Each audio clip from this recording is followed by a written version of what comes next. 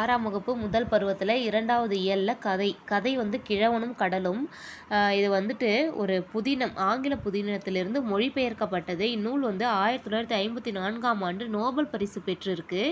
இந்த நூலுடைய ஆசிரியர் பாருங்கள், ஏர்னெஸ்ட் ஹெமிங்வே. இதை ஒரு தடவை நல்லா பார்த்துக்கோங்க. இது வந்து ஒரு கதை தான். இதை நான் சொல்லிடுறேன். ஒரு கிழவர் வந்துட்டு கடலுக்கு மீன் பிடிக்க போவார். அவரால் வந்துட்டு ஒரு 80 நாள் 81 நாள் அவருக்கு மீனே கிடைக்காது. அவங்க கூட சாண்டியாகோன்னு சொல்லிட்டு ஒரு பையனும் போவான். ஆனால் அவனுக்குமே வந்துட்டு அந்த கிழவர் பேர் தான் சாண்டியாகோன்னு நினைக்கிறேன். இருங்க நான் பார்த்து சொல்கிறேன். ஆமாம், சாண்டியாகோ வந்துட்டு அந்த கிழவர் பெயர். அவர் கூட வந்து மனோலின்னு சொல்லிட்டு ஒரு பையனும் போகிறான். அங்கே போயிட்டு வந்து அவங்க மீன் பிடிக்க போகிறாங்க. ஆனால் வந்துட்டு அவருக்கு கொஞ்ச நாளாக மீனே கிடைக்கல. ஒரு நாள் திடீர்னு ஒரு பெரிய மீன் கிடைக்கிது.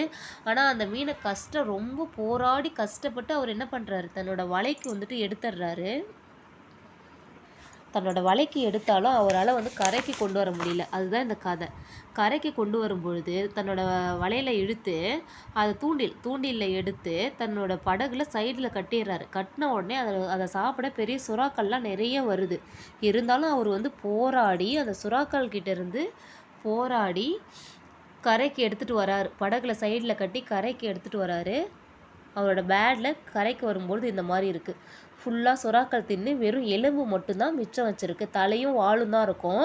தண்ணிக்குள்ளாரையே எல்லா சுறாக்களும் சாப்பிட்டுடும். அதுதான் இதனுடைய கதையாக கொடுத்துருக்காங்க. இப்போ நம்ம அடுத்த லெசன் போகலாம்.